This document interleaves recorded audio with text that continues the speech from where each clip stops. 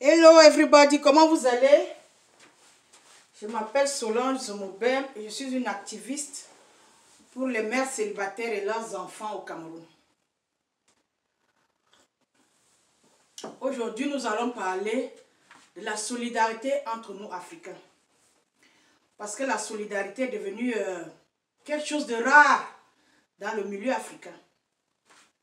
Quand je parle de la solidarité, je parle des Sénégalais, des Gabonais, des Camerounais, Ivoiriens, Togolais, you name it. Nous devons être solidaires envers les autres. Parce que l'Afrique est menacée d'extinction. Il y a les guerres partout. La guerre apporte la famine. Ça apporte la mort. Ça apporte les pleurs. Nous devons être solidaires pour que l'Afrique survive. Il est bien vrai, le mal de l'Afrique vient de l'Afrique même et d'ailleurs. Mais nous, les citoyens africains, les Africains, nous devons être solidaires envers les uns et les autres. Il y a par exemple un phénomène aujourd'hui, un phénomène des assassinats des femmes africaines, partout dans le monde, que ce soit ici en Amérique, en Europe, en Afrique, surtout en Amérique. Les femmes africaines sont assassinées tous les jours par des hommes africains. En Afrique, les femmes africaines sont assassinées par des femmes africaines. Et les Blancs aussi ont commencé à assassiner. Il y a quelques années, un Blanc a assassiné une Camerounaise dans la ville de Douala. Je crois dernièrement, un Blanc a assassiné une Ivoirienne, je crois en Côte d'Ivoire ou je ne sais pas où. Mais vous comprenez ce que je veux dire. Nous devons être solidaires. En ce moment, il y a eu un drame. Il y a peut-être 1 ou 2 semaines, il y a eu un drame au Gabon. Je compatis avec la famille, les amis, les connaissances. C'est un drame. C'est quelque chose qui ne devrait pas arriver. Mais je ne suis pas le genre qui juge ou qui se mêle des problèmes des gens. Je ne peux que compatir. Et dans les réseaux sociaux, il y a des gens qui s'acharnent sur les Gabonais. Ils disent du n'importe quoi sur les Gabonais par rapport à ce drame. Je dis à ceux-là, il ne faut pas faire d'amalgame. Il y a le mal partout en Afrique. Les Africains sont des sorciers, des satanistes, des méchants. Ils sont partout. Au Cameroun, au Gabon, au Sénégal, en Côte d'Ivoire, je ne sais pas où. Nous le savons tous. Il y a des coutumes, il y a des rites africains qui sont faits pour sauver les vies. Mais les Africains se sont accaparés de ces rites pour faire du mal. Parce que l'Afrique a ses coutumes. L'Afrique a ses traditions que nous devons respecter. Mais il y a des méchantes personnes qui ont transformé ces rites pour faire du mal, pour gagner de l'argent. Avant que les hôpitaux soient en Afrique, les Africains se soignaient comment? Avec les herbes, avec les écorces. C'est normal chez nous. Mais, sauf qu'il y a maintenant des charlatans, des marabouts, des féticheurs, des méchants qui sont en train d'abuser de nos coutumes, de nos traditions.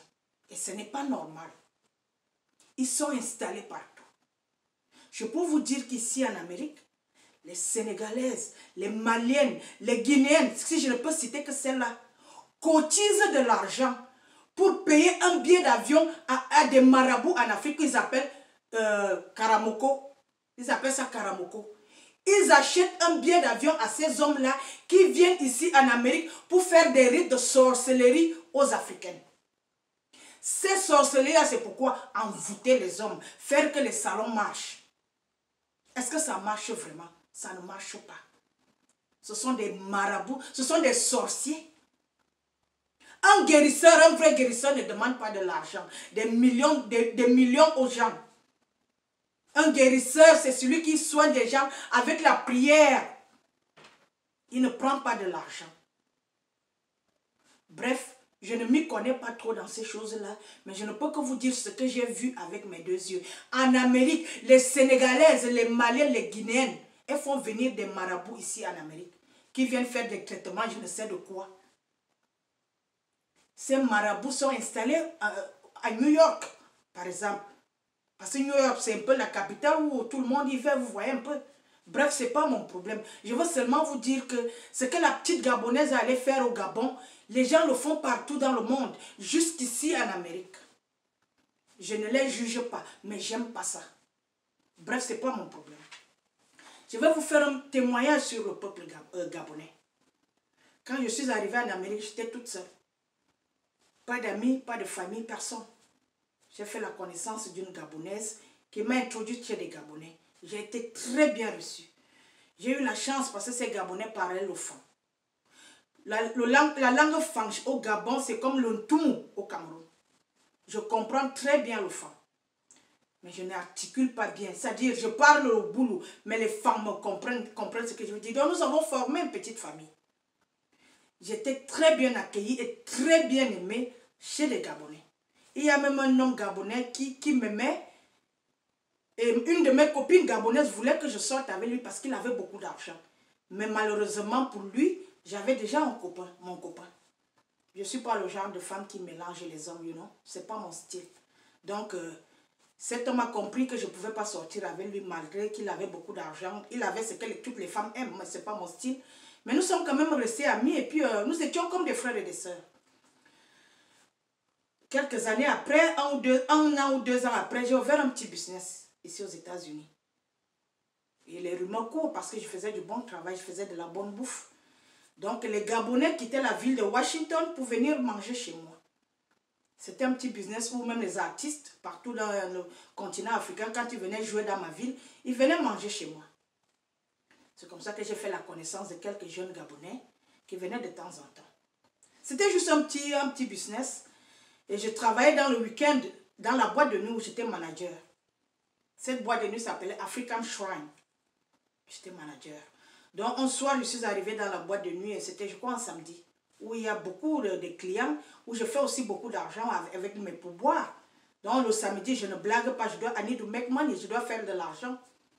C'est comme ça, pendant que je suis au comptoir en train d'apprêter les choses, je crois que c'était autour de 22 h. Je constate que mes amis gabonais sont en train d'entrer dans la salle. Je leur fais signe, j'arrive. Ils se sont assis quelque part. J'ai quitté le comptoir, je suis venue vers eux. Comment ça va? Oh, notre petite soeur, vous connaissez l'accent gabonais que j'aime beaucoup. Ma soeur, mon frère, you know, c'était vraiment, c'était fun, c'était beau. Comment ça va les gars et tout, vous buvez quoi et tout, ils me passent leur commande. Je vais au comptoir chercher la boisson, je ramène sur leur table. Je leur dis, je suis en plein boulot, je suis au travail, on se voit tout à l'heure.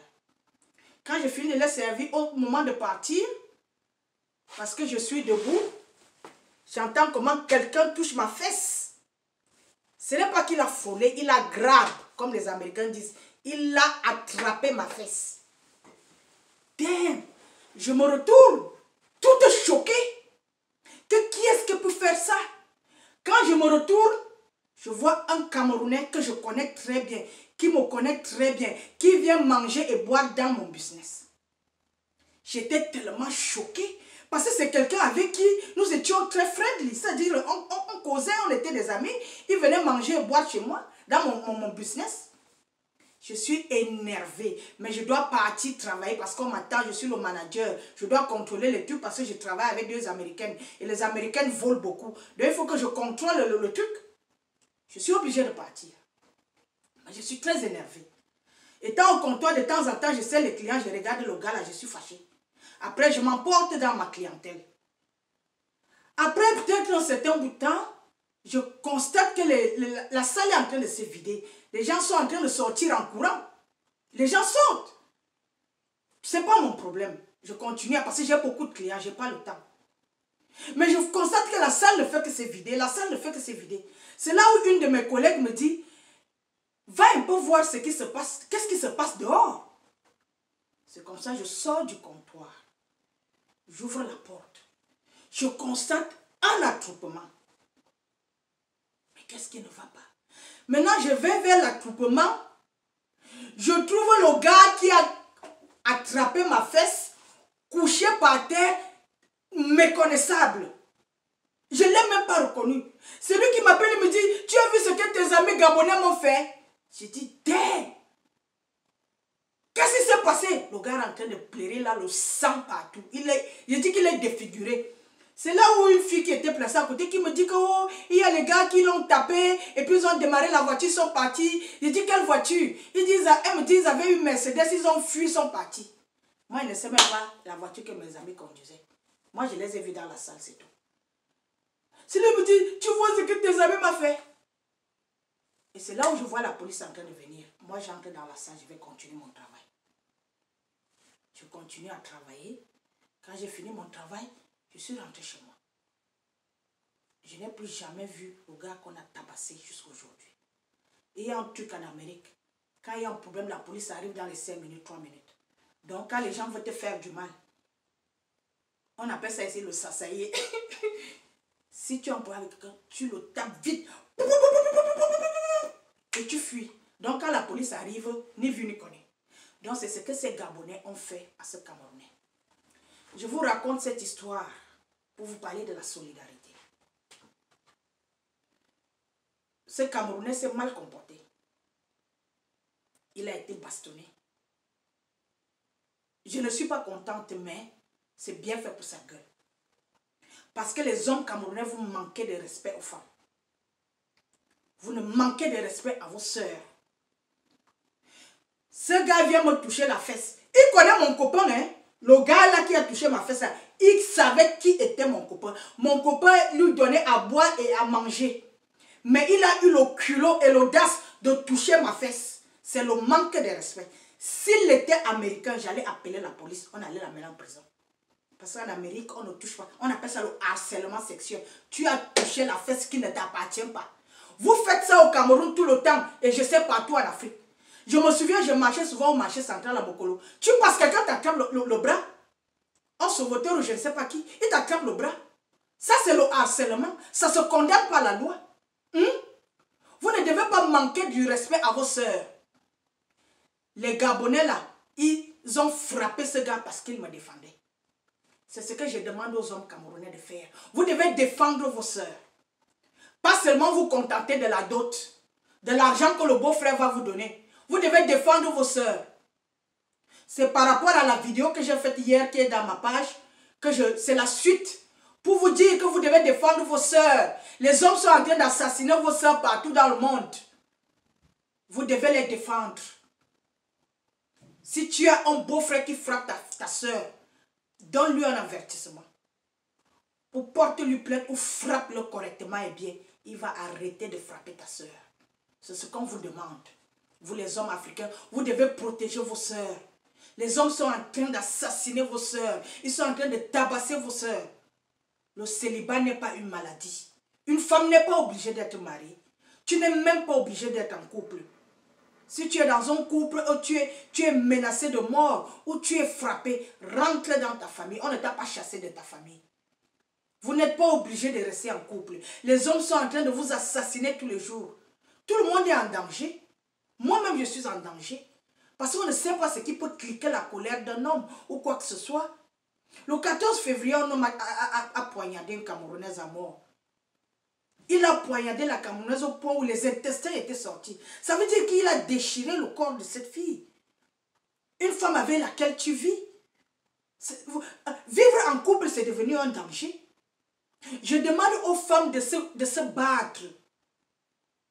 De ne pas accepter d'être maltraitées, méprisées ou négligées par des hommes. Si cette relation ne marche pas, vas-y voir ailleurs. Ou reste seule si tu es capable. Il y a des femmes qui sont obligées de rester en couple parce qu'elles n'ont pas les moyens. On ne peut pas vivre dans ce monde sans se battre. Il faut se battre. J'ai été au Cameroun avant de venir ici aux États-Unis. Je vous ai toujours dit que j'ai vendu le plantain au Carrefour Sam. J'ai braisé le poisson à la foire où toutes les jeunes filles et les jeunes hommes viennent se faire voir. Moi, j'ai braisé le poisson sous le soleil. Et s'il vous plaît, je n'ai pas été payé. J'ai fini de braiser le poisson pendant un mois. Le gars a fui, il ne m'a pas payé. Ça m'a empêché de vivre. Regardez là où je suis assise aujourd'hui. La vie, c'est du vent. Si tu es dans un couple qui ne marche pas, quitte. Bats-toi. Même si tu gagnes 1000 francs par jour, c'est déjà beaucoup, c'est déjà bon. Les hommes vous maltraitent, certains hommes vous maltraitent parce qu'ils voient que vous n'avez rien ou quoi que ce soit. La vie est dure en Afrique, mais il faut faire tout. Il faut faire les petits commerces pour s'en sortir. Je préfère être pauvre que de vivre dans une relation qui ne m'arrange pas. Une relation où je suis maltraitée. Bref, je vais m'arrêter là. Je veux pas... Vous savez, les longues vidéos ne tiennent pas dans Facebook. Donc, j'aimerais poster celle-ci dans Facebook. Bon, si je ne peux pas la poster, je vais la poster seulement dans YouTube. Je vous aime. Portez-vous bien. Bye bye.